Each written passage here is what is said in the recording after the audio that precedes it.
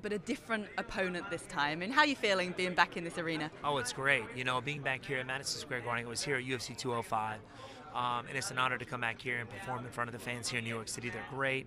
I consider New York a home away from home for me, spending a lot of time in Long Island, here in New York over the summer.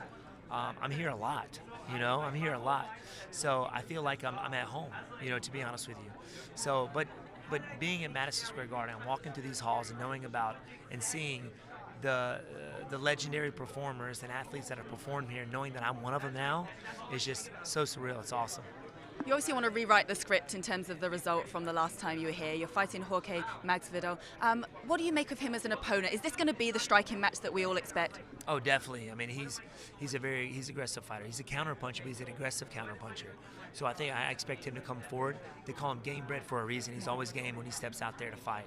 So, which inspires me to actually go out there and put on a show for this Saturday for the fans. You know, I do want to. Last time I was here, it came out with a draw, and this time I want to come out with a W. Your last two fights have, of course, been to the champion, Tyron Woodley. How close are you to getting back to that shot? And if Woodley's still holding the belt, I mean, is that a difficult fight to sell or to get? You know, is there going to need to be someone else holding that belt for you to be able to get another title shot? Yeah, I think it is harder for him still having the title for me to actually get that shot again. But that said, man, you know, I'm not giving up on that title no matter who's got the belt.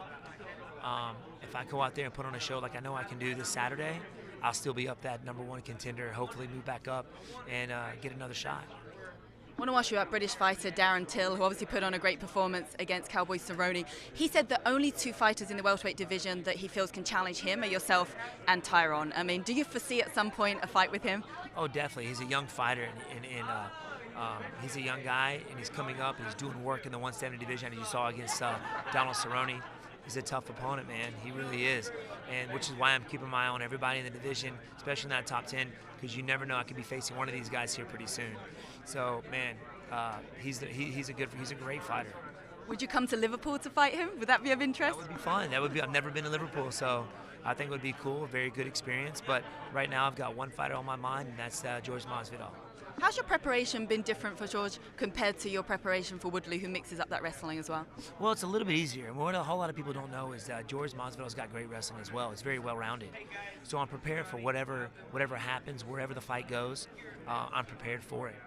The only thing that's a little different is the media obligations that we had to do for that title, those two title shots, is different. It's more laid back this time. I can spend more time at home, focus on the fight, and it's a little bit more relaxed, I believe. If you had to fight Woodley again, what would you do differently? Because obviously it's been so close both times. You know, just go out there and do what I know I can do. Just let my feet fly, let my hands fly. I was very hesitant the last fight because I figured he was going to be a little bit more aggressive. And, you know, I can what if this and what if that all day. What happened, happened. But I learn a lot after every loss that I've had, or every experience that I've had, I should say. And through that fight is just knowing that just go out there and do what I know I can do. Just let it go. Don't hold back. And your teammate from TriStar, Georges St-Pierre, makes his return. I mean, weigh in on himself versus Michael Bisping.